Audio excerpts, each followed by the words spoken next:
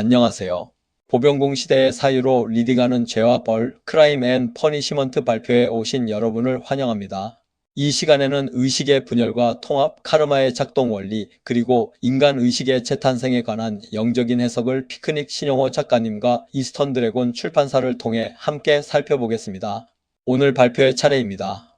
먼저 서문에서는 물병을 든 자의 시선으로 고전을 읽는다는 주제로 시작합니다. 이어서 제1장에서는 죄와 벌을 단순한 범죄 소설이 아닌 의식의 실험으로 조명하며 초인 사상과 보병궁의 개별화 그리고 지식의 오만에서 영성의 지혜로 나아가는 길을 탐구합니다. 제2장에서는 라스콜리코프라는 이름의 의미, 즉 분열된 자아의 상징과 다중자아 구조로 보는 인간에 대해 알아봅니다. 제3장은 죄는 벌을 부르는가라는 질문 아래 카르마를 재해석하고 제4장에서는 소냐라는 존재를 보병궁의 여성성으로 바라보며 희생을 넘어선 치유의 에너지와 네트워크적 구원을 이야기합니다. 제5장에서는 고통이라는 변환 장치를 타로의 상징으로 해석하며 라스콜리코프의 여정을 따라갑니다. 제6장에서는 대운과 명조로 라스콜리코프의 운명적 흐름을 살펴보고 제7장에서는 시베리아의 부활을 의식의 차원 상승, 즉 정화의 과정으로 해석합니다. 마지막으로 제8장에서는 현대인을 위한 적용으로 우리는 무엇을 죽이고 있는지 그리고 디지털 보병궁 시대의 새로운 죄와 벌에 대해 논합니다. 맺은말과 편집자 노트를 통해 전체 내용을 마무리할 예정입니다. 서문 물병을 든 자의 시선으로 고전을 읽다입니다. 도스토예프스키의 소설 죄와 벌은 흔히 살인과 양심의 이야기로 알려져 있습니다. 하지만 이 작품을 단순한 범죄 소설이나 윤리적 교훈 이야기로만 본다면 우리는 그 깊이의 절반도 이해하지 못하는 것입니다. 이 소설은 인간의식의 구조를 탐구하는 거대한 철학적 실험이자 인간이 자신의 내면과 어떻게 화해하는지를 보여주는 영혼의 드라마입니다. 인류는 지금 물고기자리 시대의 종말을 고하고 보병궁 시대의 문턱을 넘고 있습니다. 물고기자리 시대가 믿음과 희생, 그리고 절대적 권위에 대한 폭종의 시대였다면 보병궁 시대는 영적인 지혜, 자유, 그리고 네트워크적 공명의 시대입니다. 보병궁 시대의 특징은 명확합니다. 권위보다 자각, 지배보다 연결, 맹목적 믿음보다 의식의 책임입니다. 이러한 시대의 시선으로 죄와 벌을 다시 읽어보면 이 작품은 단순한 범죄 이야기가 아니라 자아의 분열과 통합에 관한 상징적 이야기로 드러납니다. 라스콜리코프는 단순한 살인자가 아니라 분열된 인간의식의 상징이며 소냐는 인간 내부에 존재하는 양심과 사랑의 원형입니다. 이 작품 전체는 한 인간의 영혼이 자기 분열을 극복하고 새로운 의식으로 이동하는 과정을 보여주는 거대한 상징 드라마라고 볼 수 있습니다. 도스토예프스키가 19세기에 던진 질문인 인간은 벌레인가 아니면 권리를 가진 존재인가? 라는 물음은 이제 보병궁 시대의 논리로 재구성되어야 합니다. 주인공 라스콜리코프의 고뇌는 단순히 가난한 대학생의 범죄 심리가 아니라 구시대의 낡은 가치와 다가올 새 시대의 의식 사이에서 진통하는 영혼의 투쟁인 것입니다. 이 책은 바로 그 관점에서 죄와 벌을 읽어보려는 시도입니다. 제1장 죄와 벌은 범죄 소설이 아니라 의식의 실험입니다. 죄와 벌의 중심에는 한 가지 질문이 놓여 있습니다. 인간은 무엇 때문에 죄를 짓는가? 보통 우리는 죄를 도덕적 타락으로 설명합니다. 그러나 도스토예프스키는 그렇게 단순하게 설명하지 않습니다. 그는 인간이 죄를 짓는 가장 깊은 이유를 의식의 오만에서 찾습니다. 라스콜리코프는 가난한 학생입니다. 그러나 그의 문제는 가난이 아닙니다. 그의 문제는 사상입니다. 그는 스스로를 특별한 인간이라고 생각하며 특별한 인간은 일반적인 도덕을 넘어설 수 있다고 믿습니다. 위대한 인간은 역사에 큰 일을 하기 위해 몇 명 정도 희생시키는 것은 허용된다. 이 사상은 겉으로 보면 냉정한 철학처럼 보이지만 사실은 인간 자아의 가장 위험한 착각 중 하나입니다. 초인 사상과 보병궁의 개별화입니다. 라스콜리코프를 지배했던 선택받은 초인 사상은 사실 물고기자리 시대의 극단적 발현입니다. 그는 인류를 보통 사람들과 법을 어길 권리가 있는 비범한 사람들로 나눕니다. 이는 수직적 계급 구조와 선민의식의 산물이죠. 보병궁 시대의 사유는 이를 정면으로 반박합니다. 보병궁은 모두가 특별하며 누구도 특별하지 않다는 역설을 가르칩니다. 라스콜리코프의 실패는 그가 스스로를 타인과 분리된 고립된 자아로 설정했기 때문입니다. 보병궁의 에너지는 개별성을 존중하되 그것이 전체 네트워크와 연결되어 있음을 자각할 때 비로소 완성됩니다. 보병궁 시대의 사유에서 볼 때 라스콜리코프의 의식 구조는 다음과 같은 흐름으로 해석됩니다. 상처받은 자아에서 시작해 우월한 자아를 만들려는 시도를 거쳐 세계 위에 서려는 의식으로 나아갔고, 이는 결국 카르마적 붕괴로 이어졌습니다. 라스콜리코프의 범죄는 바로 이 구조 속에서 탄생합니다. 그의 범죄는 탐욕 때문이 아니라 스스로의 의식을 시험하려는 실험이었습니다. 지식의 오만에서 영성의 지혜로입니다. 그가 저지른 살인은 논리와 이성, 즉 머리의 산물이었습니다. 보병공 시대는 정보가 넘쳐나지만 그것이 가슴의 지혜와 연결되지 않을 때 어떤 파멸을 가져오는지 라스콜리코프를 통해 보여줍니다. 그는 자신의 이론을 증명하기 위해 생명을 도구화했습니다. 하지만 보병공 시대의 진정한 지식은 모든 생명체가 유기적으로 연결되어 있다는 공감의 과학이어야 합니다. 제2장 라스콜리코프라는 이름의 의미, 즉 분열된 자아의 상징에 대해 이야기하겠습니다. 흥미롭게도 라스콜리코프라는 이름 자체가 이미 상징입니다. 러시아어 라스콜은 분열을 의미합니다. 즉 라스콜리코프라는 인물은 처음부터 분열된 인간으로 설정된 존재인 것이죠. 그의 내부에는 여러 개의 자아가 존재합니다. 생각하는 자아, 고통받는 자아, 오만한 자아, 양심적인 자아, 이 네 개의 자아가 서로 충돌합니다. 다중자아 구조로 보는 인간입니다. 보병공 시대의 인간 이해에서 우리는 인간을 하나의 단일한 존재로 보지 않습니다. 인간은 여러 층위의 자아가 동시에 작동하는 존재입니다. 자아의 층위를 라스콜리코프의 발현을 통해 살펴보겠습니다. 현재 자아는 일상적 의식, 선택과 행위의 주체인데, 라스콜리코프의 경우 가난 속에서 범죄를 계획하는 학생으로 나타납니다. 사회적 자아는 역할과 관계 속의 자기인데, 누이에게 숨기고 자매트에게 숨기는 자로 표현됩니다. 상처 자아는 과거의 트라우마, 결핍의 근원이며 가난과 수치심으로 비틀린 그의 내면이 그 예입니다. 마지막으로 상위 자아는 양심, 직관, 영혼의 목소리인데, 범죄 후 끊임없이 속삭이는 내면의 소리로 나타납니다. 라스콜리코프의 비극은 이 자아들이 서로 협력하지 못하고 전쟁을 벌인다는 데 있습니다.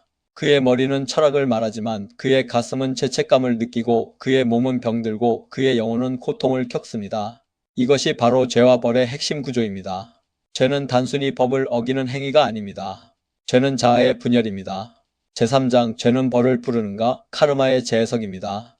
여기서 죄는 관역을 빗나간 상태를 의미하며 카르마는 의식 구조의 반작용이라고 할 수 있습니다. 제4장 소냐라는 존재, 보병궁의 여성성입니다. 죄와 벌에서 가장 신비로운 인물은 소냐입니다. 소냐는 가난 때문에 몸을 파는 여성이지만 그녀는 이 작품에서 가장 순수한 영혼입니다.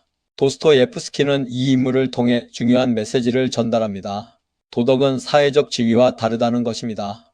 소냐는 사회적으로는 가장 낮은 위치에 있지만 영혼의 차원에서는 가장 높은 존재입니다. 희생을 넘어선 치유의 에너지입니다.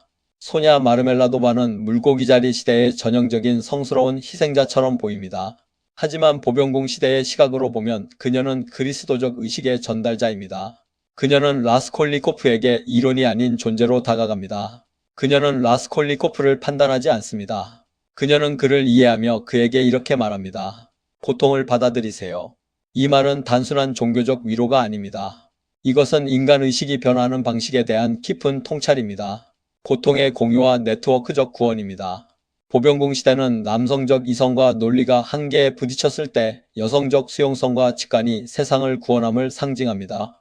소냐가 라스콜리코프에게 내거리에서 대지에 입 맞추라고 권유하는 장면은 인간이 다시 자연과 대지 그리고 전체성으로 돌아가야 함을 선포하는 보병궁적 의식입니다. 라스콜리코프는 혼자서 구원받지 못합니다. 소냐라는 타자와의 연결 그리고 유배지의 죄수들과의 부딪힘 속에서 비로소 자아의 껍질을 깨고 나옵니다. 보병궁은 우리 위의 시대입니다. 나의 죄는 곧 인류의 아픔이며 나의 구원은 곧 전체의 진동수를 높이는 행위가 되는 것입니다. 제5장 고통이라는 변환 장치입니다. 보병궁 시대의 영성에서 고통은 매우 중요한 의미를 가집니다. 고통은 벌이 아니라 정보입니다. 고통은 인간에게 무엇이 잘못되었는지를 알려주는 신호입니다. 라스콜리코프가 겪는 고통은 바로 그의 의식이 스스로를 수정하려는 과정입니다. 그는 살인을 통해 신이 되려는 인간이었으나 고통을 통해 그는 다시 인간이 됩니다. 타로의 상징으로 보는 라스콜리코프의 여정은 이 변화를 매우 흥미롭게 보여줍니다. 라스콜리코프의 여정을 메이저 아르카나의 흐름으로 배치해보면 다음과 같습니다. 출발은 마법사 카드입니다. 지적 오만으로 무장한 청년이 세계를 조작할 수 있다는 환상에 사로잡힌 의식 단계이죠. 추락은 악마 카드입니다. 자기 사상에 갇힌 상태로 자아의 그림자에 지배당하는 모습입니다. 해체는 죽음 카드입니다. 낡은 자아의 죽음, 완전한 해체와 전환의 순간을 상징합니다. 마지막으로 재탄생은 심판 카드입니다.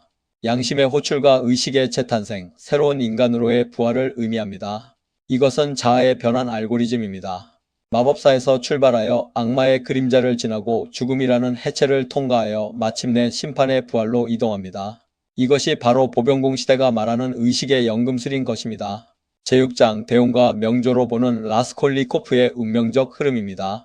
먼저 라스콜리코프의 가상 명조를 살펴보겠습니다. 시주는 무토인목, 일주는 경금 신금, 월주는 경금 자수운, 연주는 신금 미토입니다.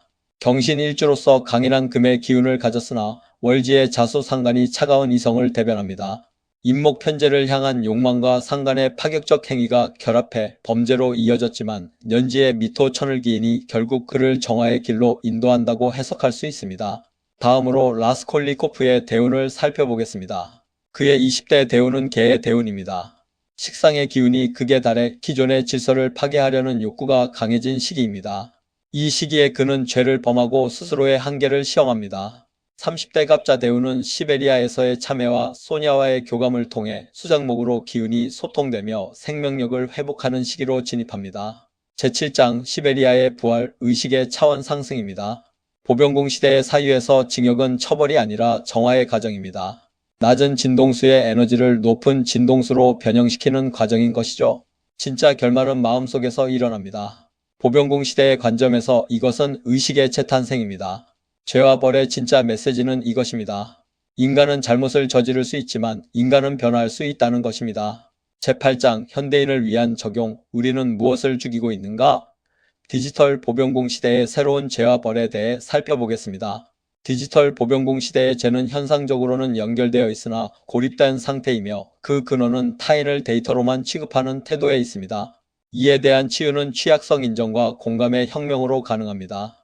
다음으로 디지털 보병공 시대의 벌은 현상적으로는 무의미함에서 오는 우울이며 그 근원은 진정한 자아로부터의 분리에 있습니다. 치유는 서로의 불완전함을 껴안는 연대로 이루어질 수 있습니다. 맺은 말, 새로운 인류, 보병공의 라스콜리코프를 위하여입니다. 죄와 벌은 끝이 아니라 시작입니다. 도스토예프스키는 소설의 마지막에서 새로운 삶의 이야기가 시작된다고 썼습니다. 그 새로운 삶이 바로 우리가 살아가야 할 보병공 시대의 삶입니다. 보병공 시대는 인간에게 새로운 질문을 던집니다. 우리는 더 이상 외부 권위에 의존할 수 없습니다. 종교도 국가도 이념도 우리 대신 양심을 대신해주지 않습니다. 이제 인간은 스스로 책임지는 존재가 되어야 합니다.